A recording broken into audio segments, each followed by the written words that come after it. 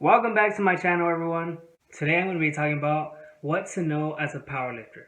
This is if you haven't done powerlifting and you're thinking of getting into it, or you've heard some things and you're not sure what to believe, and this might scare you from joining the sport, such as injuries, gym fails. Some you see people benching and then the weight falls on them, or you see people squatting or deadlifting and just bad form, or they get hurt from doing it. Any of that will all be debunked, or you'll find out if it's true in this video.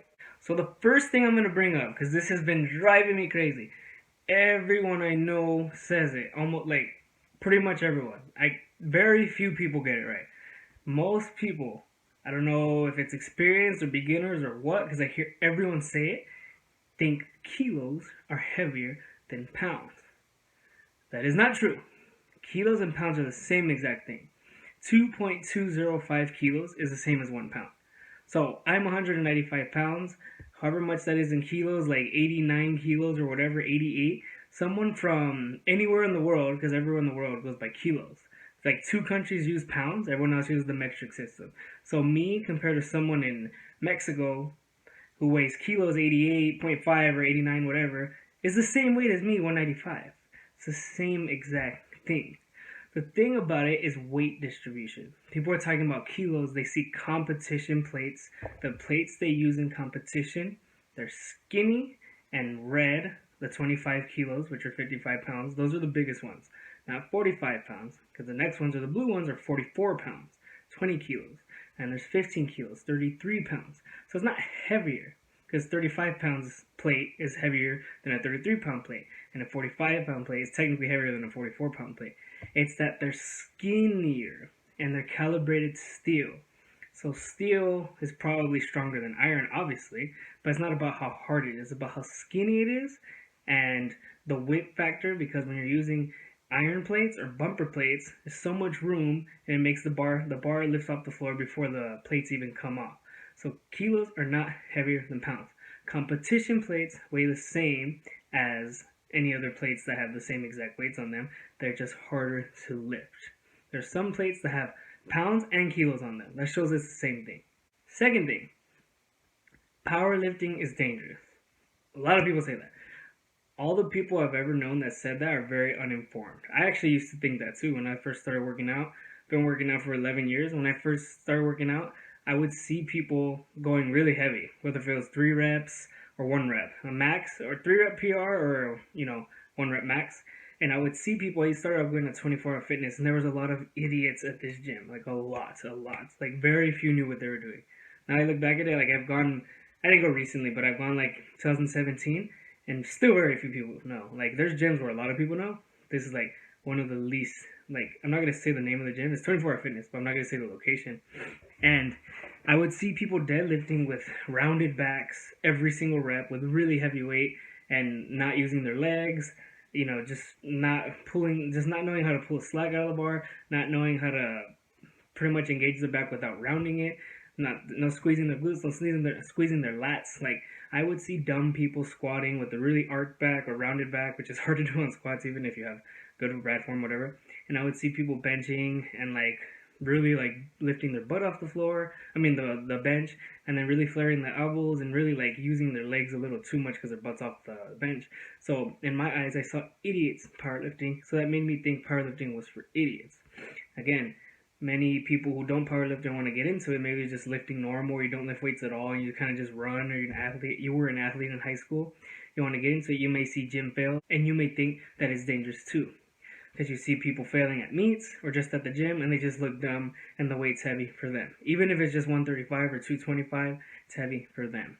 And kilos, that would be, 101 kilos for the 225. They usually do 100 kilos, 220.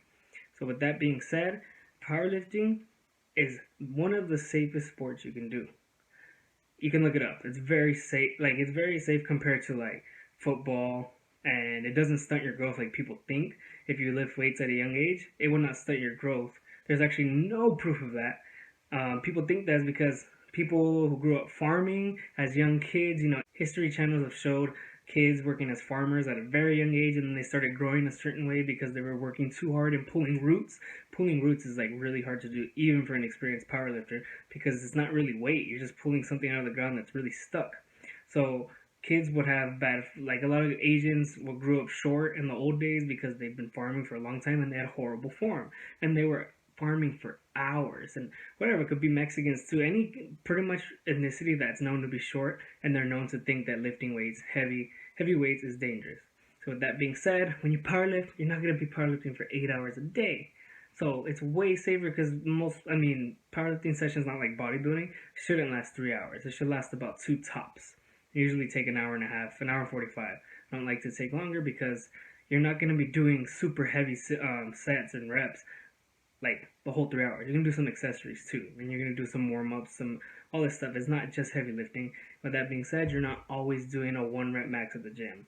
People think that. I mean, some people do 1 rep maxes very often or try to set a PR every time they go, but you're not always. There's percentages: 75%, 80, 77, 82%, 85. Certain reps. You're not always doing 1 or 3. You may be doing 5. Anything over 5 is cardio. So that's how that goes. There's progressive overload involved. Which brings me to my next topic: progressive overload. When you go into powerlifting, don't just progressive overload. What that means is you can explain it to someone and they can be okay. He said progressive overload. Whoever, Louis Simmons, any one of your favorite YouTubers, just people who work out, Mark Bow, anyone. They said progressive overload, so that's what I'm gonna do. So what that may think to that may mean to an expert, it may not mean the same thing to a beginner. So if you're thinking progressive overload, like bam, I did 135 for 3 the other day, I'm gonna try 225 right away. That is like the number one mistake I see beginners doing all the time, like teenagers. Like they did like 135 2 or 3 times and they go straight to 225 the next or the same day, next set, whatever. That is like literally stupidity because there's no way you're gonna get that. There's just no way. Like unless if there were 3 hard ones or 2 hard ones, you're not getting to 225.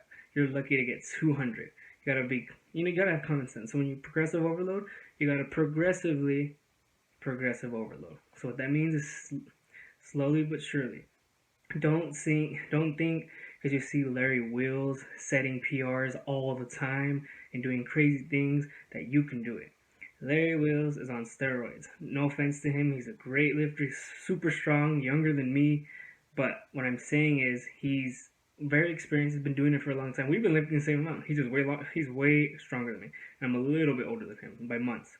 So what that means, just because you're seeing him doing all these things and he gets gains really fast, or your favorite strong YouTubers that you follow way stronger than you, doesn't mean you can do it. That brings me to the bench. Bench is most of the time going to be the weakest lift for everybody. Most of the time. Not always, but I would say that's like 90% of the people. So what that means, or maybe even 95%. So what that means, don't try to go crazy on bench.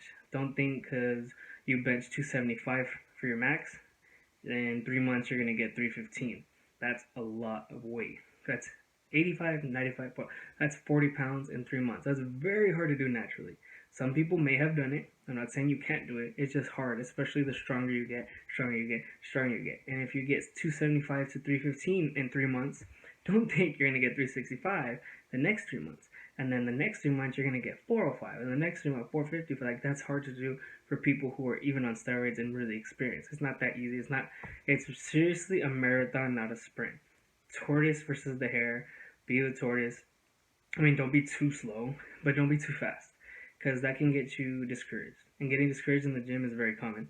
It's never happened to me, but it's common with people who are just starting with something. And if you're just starting with powerlifting, you could see people that are way stronger than you, progressing way better than you. Just know they're way more experienced, and you're not gonna always jumpstart your growth.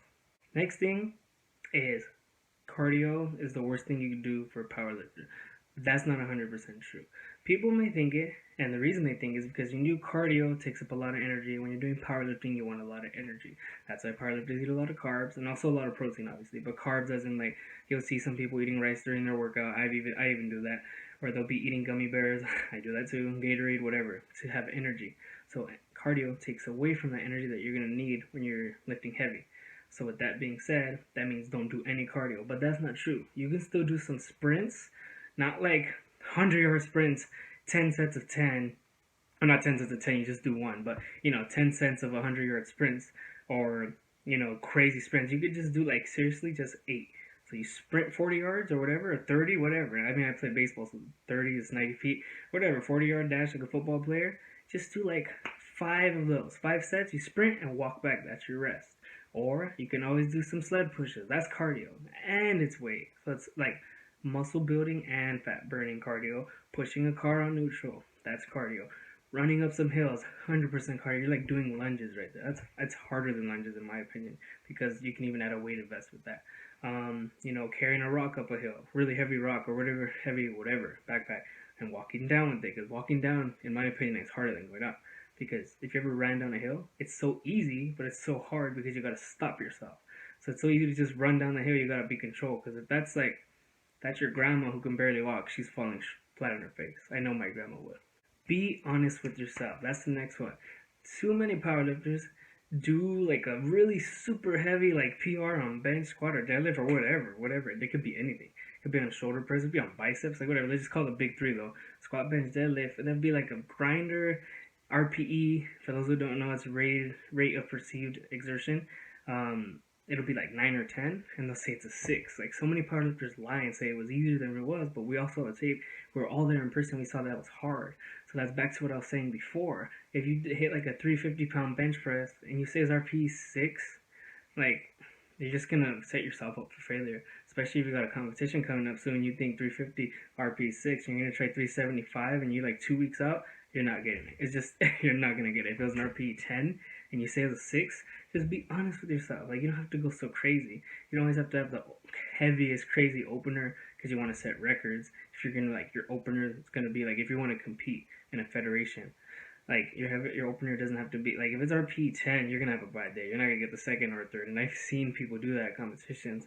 So, like, pretty much don't set yourself up for failure. Don't lie to yourself. Just be honest. Like, it was heavy, say it. Like, damn, that was heavy. As soon as you get off the bench or re-rack the squat, drop the deadlift, like, people know we're not dumb. And some people, like make sure you surround yourself with friends who are honest. Don't be like a friend like, oh, RP6, and your friend's like, oh yeah, that was RP6 too. It was pretty easy. You could have done more. No, like, no. If you have someone who's honest like me, that's good, because those friends that are like too supportive and just lie to you to make you feel better, you're gonna do bad on the platform if you want to compete on the platform. Next one is setting PRs in the gym. There's always that powerlifter who says they're a powerlifter and they don't compete. So they set PRs in the gym, and I say, oh, I did this. I benched 450. I squatted 600. I deadlifted 700, and they never compete. And they don't pause on the bench. They don't have a press rack command when they do it in the gym. They just have their friends lift it off for them. Maybe they have the bar, or they touch the bar for them on bench or whatever. They help them. Or if they don't help them, it's a touch and go bench. The squat's not depth. The deadlift, they may not have locked their knees out, and they count this and they brag to people who compete. But like, if you don't compete, honestly, it doesn't even count. Like, seriously, it doesn't count because it's not official. And if it's not official, what does it matter? Like, all these records that people put, they always put unofficial when it's like an actual powerlifting like YouTube page or whatever website. It's always unofficial, and then they make sure they make it official because there's 3 judges, there's a crowd, and there's like, you wait. I've said it in my last video on my meet recap, but there's a line like baseball. You squat, bench, or deadlift, and then they all go, and then you go. You're not in control. It's honestly the rest. You can't rest 20 minutes. You're never gonna rest 20 minutes unless something crazy happens, but I doubt it. You can't eat. I mean, you could probably eat in a meet if you're waiting to do your lift, but you're not gonna want to do that. You can't, go to the restroom. If you're in the restroom, you better hurry up and finish if you're in a competition. So people who brag about not competing, and people call them out for not like pausing on bench, not following commands, not hitting depth on squat, not locking out on deadlifts, those people will be very humbled when they compete. Another thing when it comes to powerlifting is you don't have to treat your accessories like powerlifting. Like, you don't have to treat them like compound lifts. The only lifts that matter in powerlifting, I don't care what anyone says, you can't convince me otherwise. It's just a squat, bench, deadlift in that order. Squat, bench, deadlift are the only ones that matter in powerlifting. Those are the only lifts you do in a powerlifting meet. So shoulder press, who cares what your shoulder press is unless you go to a shoulder press competition like strongman? That's different. Or some kind of, world record thing. What I also mean is biceps, triceps. People don't treat those tiny muscles. Your triceps are bigger than your biceps because tri has 3 of them. Your bi has 2 of them, biceps. But just because your triceps are a little bigger, and people always say triceps will help you get a bigger bench. Well, it's not 100% true. Going heavy on arms isn't gonna help you like boost up your bench like crazy. It's just not gonna happen because they're so tiny. They support, they just complement it. You need more back when you're benching. So you're doing a really slow row when you bench in a competition or just in general. You know, you really want to feel it on the way down, not just drop it and bounce it up because you can't do that anyway. You gotta pause it. So if you're doing 3x3s on triceps and biceps and going super heavy, RP 10, like you're just gonna get injured. Like you're gonna hurt yourself. So just keep it 10 to 15 reps, 3 to 5 sets. That's it. You can even do 20 reps. Just progressive overload your arms, but not like powerlifting. That's what I mean. Progressive overload. You don't have to go crazy. You don't have to do 50-pound dumbbells plus or 100-pound curls on the whatever curl, the urethane curl or the curl bar or barbell. You know, I used to do 100-pound curls on the urethane, the ones that already have the weights on them at commercial gyms, and 50-pound dumbbells. And I had a really strict form, and I would do 3 sets of 10. And my form was good, and I felt in my abs and my legs. But I didn't have to do that, and I don't do that anymore. It doesn't have to be heavy, but don't make it easy either. These are just complementing your big muscles. There are people who don't even do accessories. Like there's so many people who just like 531 is I ain't doing jack shit today. That's just literally you go in squat on your squat day, you go in bench on your bench day, you go in deadlift on your deadlift day, you're out. It literally takes like 20 minutes, maybe 30 tops. So you don't have to do the I'm not saying don't do them. I mean, I love them. But you don't have to go heavy on them because there's people who don't even do them and they're strong. I have mentioned that powerlifting is one of the safest sports, but don't think for 1 second just because I told you that powerlifting is one of the safest sports and every powerlifter you'll ever meet is in denial and say that it's safe, like compared to football. Growing up, that'll hurt your tendons and that'll stunt your growth compared to lifting heavy at a young age or just lifting in general. If you do it the right way, it should not stunt your growth as a kid and it should not injure you too much if you're doing it strict form, like majority of the time, like I've done my whole life. Even then, I've gotten some injuries. Like right now to this day, I have elbow problems, but I also used to pitch in high school in baseball, so that's another reason, but it's really coming back now. You know, you start lifting heavy on bench, you're going to feel it in your one elbow eventually, or one shoulder. My left side, left shoulder, left elbow, my left shoulder cracks all the time. My left elbow, you know, gets a little, not like inflamed, but it just gives me like, it feels swollen sometimes. It just feels like uncomfortable. Doesn't hurt that bad, but that's why I got a compression cuff. So, you know, don't be stupid and go raw all the time. I used to do that. You know, I wish I could have changed that. But I started at a young, it's still pretty young when I started using wrist wraps. Elbow pads, who cares? You're protecting your elbows. They're yours, not anyone else's. Knee sleeves, everyone uses knee sleeves. Very few don't use knee sleeves when they squat. Or knee wraps. People make fun of people who use knee wraps too because they usually don't hit depth. And it's easier. You know, belts. Don't, like eventually, if you're not using a belt, you're not using wrist wraps or knee sleeves, you're just begging to get hurt. Because even people who use those get hurt. So you can still get hurt in powerlifting. You know, it may not be a life-ending injury, like, a career-ending injury. It may not be like a football one, like you tear an ACL, or basketball, you know, jumping, you know, all this impact, like contact sports, wrestling, because there's no contact, obviously. But you can still get little tiny injuries that I think most powerlifters have, maybe even all. That's it for the video. I just wanted to clear up some small little things about powerlifting that people may have questions about. Don't forget to like, comment, subscribe, and click the bell for notifications, and stay tuned for more content.